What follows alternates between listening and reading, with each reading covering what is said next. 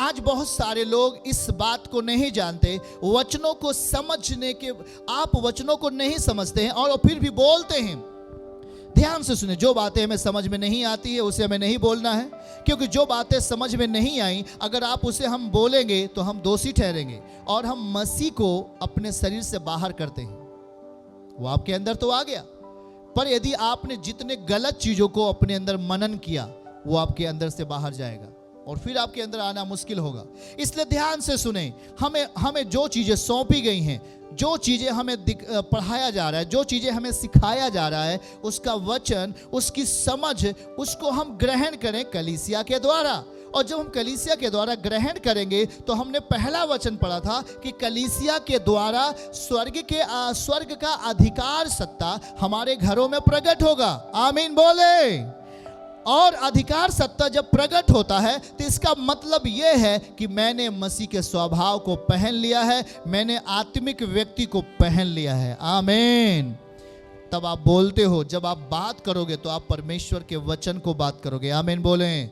और उस समय जो आप कुछ कहोगे, किसी से भी बोल दोगे, तेरा घर बन जाएगा, तेरा ये चीज होने वाला है। अगर आप मसीह के आत्मा में हो और आप मसीह की अधीनता में हो, आप कलीसिया के अधीनता में जी रहे हो, तो जो मेरे अंदर या जो आपको सिखाने वाला व्यक्ति है उसका अभिषेक आपके अंदर काम करेगा और आपके अंदर परमेश्वर का मनुष्यत्व दिखाई देने लगेगा। यीशु मसीह के नाम से ताली बजा के परमेश्वर को महिमा दें। हालेलुया, हालेलुया। इब्रानियों अध्याय 5 उसका 14 पद को हमारे साथ पढ़ें, बहुत ही महत्वपूर्ण है। इब्रानियों अध्याय 5 उसका 14 पद हम आपके साथ पढ़ेंगे। बाइबल में आप नोट करें, कॉपी में जल्दी से। वो हमारे लिए क्या करना चाहता है। लिखा है, अन्य सयानों के लिए है। मतलब एक छोटा सा बच्चा जब पैदा होता है तो उसे हम भोजन नहीं देते, अन्य सयानों के लिए है, और जिनकी ज्ञानेंद्रियां अभ्यास करते करते भले बुरे में भेद करने के लिए पक्के हो गए हैं। हाथों को उठा के बोलो, पक्के हो गए हैं। तो आपको कच्चा नहीं होना, बाइबल कहती है आपको क्या होना है, बोलो पक्का होना है। और जब तक आप पक्का नहीं होगे शैतान आपको कच्चा बनाता रहेगा। फल कौन सा खाते हो, कच्चा या पक्का? पक्का। सब लोग पके फल को खाना चाहते हैं कि नहीं? मतलब कि परफेक्शन, परिपूर्णता की जिंदगी पाना चाहते हो कि नहीं? अधूरी जिंदगी पाना चाहते हो कि पूरी जिंदगी? पूरी जिंदगी। तो देखो, हमें इस वचन को ध्यान से पढ़ो। देखिए लिखा है, अन्य सयानों के लिए। हमारे साथ बोलिए, अन्य सयानों के लिए है, जिनकी ज्ञानेंद्रियां क्या होती हैं? हमारे शरीरों के अंदर 5 ज्ञानेंद्रियां है। वो ज्ञानेंद्रियां अभ्यास करते करते भले बुरे में भेद करने के लिए पक्के हो गए। बोलो पक्के हो गए। अब आपको इसका मतलब है कि हम परमेश्वर के वचनों को लें और उसे समझकर उस वचनों के प्रति पक्के बन जाएं। क्या बन जाए? पक्के बन जाओ। और जब आप पक्के बन जाओगे, पक्के कैसे बनना है? अभ्यास करने से। हाथ उठा के बोलो, अभ्यास करने से।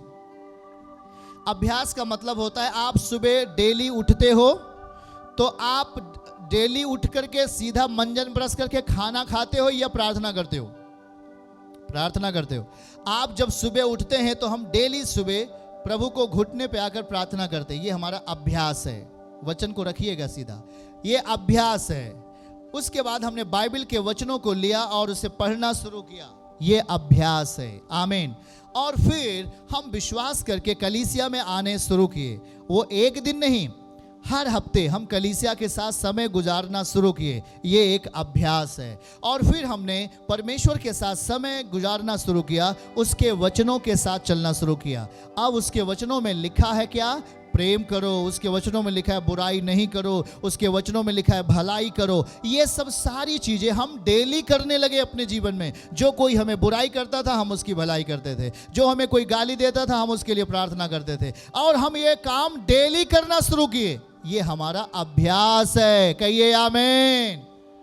और जब आप अभ्यास करोगे तो आप पक्के हो जाओगे। ताली बजा के परमेश्वर को महिमा दो। हालेलुया। और आप पक्के हो जाओगे। और जब आप पक्के हो जाओगे तो शैतान आपको कच्चा नहीं कर सकता। और जब आप पक्के बन जाओगे तो वो आपके सामने खड़ा नहीं रह सकता। ध्यान से सुनिए, पक्का और कच्चे की बात आती है तो मत्ती 7:24 में पद लिखा है, घर किसका गिरा? जिसने बालू पर बनाया था। किसका?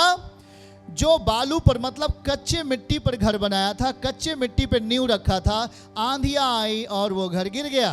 पर जो चट्टान पर बना था मतलब पक्का बना था, उस पर आंधियां आई और वो घर नहीं गिरा। तो हम अभ्यास करेंगे वचनों को लेकर। हमने इस वचन से क्या सीखा कि जब हम अभ्यास करेंगे तो हम पक्के हो जाएंगे। क्या हो जाएंगे? आपका घर कहां बनना चाहिए? आपका घर पक्का रहना चाहिए या कच्चा? तो कैसे हो रहा है ये सब सारी चीजें? ये वचन को समझने के द्वारा हम अभ्यास करें। क्या करें हम? अभ्यास। चर्च में आने का अभ्यास। पता लगा आप एक हफ्ते आया तो एक साल नहीं आया, और आपने कहा भैया हम तो एक साल के बाद आ रहे हैं या एक महीने के बाद आ रहे हैं, तो आप कौन सी चीजों का अभ्यास किया? जब हम चर्च में आते हैं तो हम अभ्यास करते हैं वचनों का। जैसे अभी हम अभ्यास कर रहे हैं आपके साथ में, तो आप हमारे साथ अगर अभ्यास कर रहे हो तो आप कच्चे नहीं बनोगे, पक्के बन जाओगे। और जब आप पक्के बनोगे तो आपकी परिस्थितियां भी पक्की बन जाएंगी। आमीन बोलो। और फिर शैतान उस पर ठोकर मारेगा और शैतान गिरेगा और आप खड़े रहोगे। आमीन बोलो। वो आपके विश्वास को चुराने आएगा, वो चुरा नहीं पाएगा क्योंकि आप पक्के हो गए हो। और शैतान कच्चा है, आप पक्के हो। और जो पक्का व्यक्ति होता है वो वचन के अनुसार चलता है। आमीन बोलो। वो गलत चीजों का मनन नहीं करता। कोई आपके पास आ गया बुराई कहने वाला, ओ जी वो ऐसा बोल रहा था जी, ओ जी वैसा बोल रहा था, इसका मतलब है वो हमारे पक्के विश्वास को क्या कर रहा है? कच्चा कर रहा है। कोई आ गया, अरे भैया वहां पर तो बम गिर गया है, वहां पर तो ऐसा हो गया, अरे वहां कलीसिया नहीं जाना चाहिए, प्रार्थना नहीं करना चाहिए, ऐसा हो गया वैसा हो गया। आप गलत चीजों को सुना और आप डर गए, तो आपका विश्वास कच्चा हो गया कि पक्का? तो सीधे सीधे आपका विश्वास क्या हो गया? तो शैतान आपको कच्चा करना चाहता है, पर नहीं। बोलो नहीं, मैं कच्चा नहीं बनूंगा। मैं अपने पैरों को परमेश्वर की महिमा के लिए आगे बढ़ाऊंगा। और जब आप अपने पैरों को परमेश्वर के लिए आगे बढ़ाएंगे तो बाइबल कहती है आप पक्के हो जाओगे। आमीन। और जब आप पक्के बनोगे तो कोई भी व्यक्ति आपको बहला फुसला नहीं सकता, कोई भी व्यक्ति आपको बुरे चीजों में लेके नहीं जा सकता। इसका मतलब कोई भी व्यक्ति आपको गलत चीजें दे करके गलत रास्ते नहीं ले जा सकता, कोई आपको बुराई नहीं सिखा सकता, कोई आपको अंधियारे में नहीं लेके जाएगा, नहीं ले जा पाएगा। क्यों? क्योंकि आपने सही चीजों का अभ्यास किया। बोलो सही चीजों का अभ्यास। आमीन। और जो सही चीजों का अभ्यास है यही तो है परमेश्वर का ज्ञान। आमीन। और जो परमेश्वर का ज्ञान है वो आपको प्रकाशित करेगा। हालेलुया। परमेश्वर का ज्ञान आपको क्या करेगा? प्रकाशित करेगा। इसलिए मेरे प्रियो भाई और बहनों, आप अपना समय बुराई के साथ नहीं व्यतीत करें, आप अपना समय गलत लोगों के साथ नहीं व्यतीत करें, आप अपना समय गलत चीजों में नहीं लेके जाए। आपको कहा गया ओ भैया कहाँ जा रहे हो? आश्रम जा रहे हैं प्रेयर, अरे वहां मत जाओ, आओ हमारे साथ यहां चलें। आप उसके साथ हो लिए, पर आपने ये नहीं जाना कि क्या ये परमेश्वर की इच्छा है। आपने कभी इस बात को नहीं जाना कि हम जहां पर सिखाए जा रहे हैं वहां से हमारी बढ़ोतरी है और हम उन चीजों को सही चीजें सीख पा रहे हैं। पर आपको कोई भी व्यक्ति बोला आप हमारे रिश्तेदार हो, आप हमारे फलाने हो ढकाने हो, आप हमारे साथ यहां चलो, आप उसके साथ वहां हो लिए और आप गलत चीजों का अभ्यास करने लगे। हमें तो नहीं पता, पर परमेश्वर को मालूम है आप गलत चीजों का अभ्यास कर रहे हो और आपने कहा ये मुझे क्या हो रहा है, और आप एक दिन विश्वास को खत्म कर दिए और आपकी अधूरी चीजें अधूरी रह गई, पूरी नहीं हुई। इसलिए हमारे परमेश्वर के प्रियजनों, परमेश्वर के संतानों, वचन की जो समझ है वही एक परिपक्वता है, आपको परिपूर्णता करेगा, आपकी जरूरतों को परिपूर्ण करेगा, आपकी आवश्यकताओं को परिपूर्ण करेगा, आपके बेटे बेटियों के लिए सही रास्ता खोलेगा। इसलिए हमें परमेश्वर के साथ अगर हम जहां दिए गए हैं जिस अभ्यास में करने के लिए, हमें वहीं पर रुके रहना है। अगर आपको लगता है कि यहां कुछ गलत है, आपको क्या समझ में आ रहा है? हम जिन चीजों को समझने के लिए तैयार हो रहे हैं वो चीजें आत्मा समझा रही है और जो चीज आत्मा आपको समझा रही है, अगर आपने उसे पूरा किया तो आप अपनी परिस्थिति में एक बड़े आशीष को देखने वाले हो यीशु मसीह के नाम से। आमीन, आमीन। ध्यान से सुने, परमेश्वर ज्ञान का भंडार है, उसके पास भंडार है ज्ञान का। कुलूसियों अध्याय 2 उसके 3 पद को हम सीख लें जल्दी से। हाँ, सीखें जल्दी से। यस, हाँ, पढ़िएगा कुलूसियों अध्याय 2 का 3। बाइबल कहती जिसमें बुद्धि और ज्ञान के सारे भंडार छुपे हुए हैं। बोलिए, बुद्धि और ज्ञान के सारे भंडार छुपे हुए हैं। इसका मतलब है हमें परमेश्वर के ज्ञान को अपने जीवन में आने देना है। आमीन। उस बुद्धि का ज्ञान और समझ का ज्ञान अगर हमारे अंदर आएगा तो हम अपने जीवन को एक पक्की नींव पर खड़ा हुआ पाएंगे। आंधी आएंगी, बाढ़ें आएंगी, पर आपका विश्वास कमजोर नहीं होगा। और जब आपका विश्वास बढ़ेगा वचनों के द्वारा, वचनों के समझ के द्वारा, जब आपका विश्वास बढ़ेगा तो आपकी अधूरी चीजें जो आपके जीवन में अभी नहीं हैं, वो सारी चीजें आपके लिए आना शुरू हो जाएंगी। कहिए आमीन। जैसे जैसे आप विश्वास बढ़ाते हो वैसे वैसे शैतान को आप कमजोर करते हो।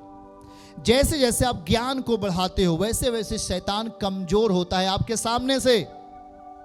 दुष्ट आत्माएं जिसके अंदर हैं वो निकल के जाएंगी, पर आपको लगातार अभ्यास करना होगा परमेश्वर के राज्य में। आपको उसकी सेवकाई में बने रहना है, उसकी आराधना में बने रहना है, लगातार वचनों को सुनते रहना है, लगातार वचनों को सीखते रहना है। शैतान कमजोर हो रहा है, आप बलवान हो रहे हो। आमीन। पर यदि आपने कहा नहीं, मुझे आज नहीं जाना, मुझे नहीं समझना, मुझे नहीं सुनना, तो आप ऑलरेडी कमजोर हो, वो आप पे बलवान हो रहा है। इसलिए आपकी प्रार्थनाएं रुकनी नहीं चाहिए, आपकी प्रार्थनाएं कमजोर नहीं होनी चाहिए, आपका वचन पढ़ना, आपका वचन सुनना कम नहीं होना चाहिए। क्योंकि जो आप लगातार कर रहे हो आत्मिक अभ्यास, वो आपको पक्का बना रहा है। क्या कर रहा है वो आपको? और आप जैसे जैसे पक्के बनते जाओगे वचन को सुनने के द्वारा, कलीसियाओं में आने के द्वारा, उसको वचन को समझ को प्राप्त करने के द्वारा, वैसे वैसे आप अपनी बीमारियों को जो दूर जाते हुए देखोगे यीशु मसीह के नाम से। आमीन। तेजी के साथ ताली बजा के परमेश्वर को महिमा दें। आप अपनी बीमारियों को दूर जाते हुए देखोगे, क्योंकि आप विश्वास में पक्के हो गए हो, आप वचन का ज्ञान प्राप्त कर रहे हो। हाँ या ना? वचन का ज्ञान, वचन को सुनना और उसके ज्ञान को प्राप्त करना और उसके लिए समर्पित हो जाना। हम प्रभु को अपनी आंखों से देखेंगे और फिर कहता कि वो तेरे लिए प्रकट होगा। परमेश्वर हमारे लिए प्रकट होगा वचनों के समझ के द्वारा। अगर हमने वचन को नहीं समझा वो हमारे लिए नहीं प्रकट होगा, और हमने अगर वचन को समझा तो वो हमारे लिए प्रकट होगा। कहिए आमीन, आमीन। इसलिए आज तैयार हो, हमें उसे समझना है, आज तैयार हो, हमें उसे देखना है। और अशुद्ध बकवाद जो हमारे पक्के विश्वास को कच्चा बनाता है, अशुद्धता से दूर रहें। सुनो सब लोग, अशुद्ध विवादों से, अशुद्ध बातों से और विरोध की बातों से दूर रहो। बोलिए दूर रहो। और सच्चाई की बातों को गले लगाओ। कहो आमीन। सच्चाई की बातों को गले लगाओ। बोलो आमीन। और आत्मिक अधीनता में रहो। बोलो आमीन। बोलो आत्मिक अधीनता वचन के समझ को विस्तार करेगा, बढ़ाएगा मेरे अंदर। ताली बजा के परमेश्वर को महिमा दे। हालेलुया। चर्च की सभी प्रार्थनाओं को और परमेश्वर के दास के द्वारा टीचिंग सुनने के लिए और अपडेट्स को जानने के लिए हमारे इस चैनल को सब्सक्राइब करें और साथ में बेल आइकन को दबाएं, ताकि जब भी लाइव प्रार्थना हो तो सबसे पहले आप देख सकें।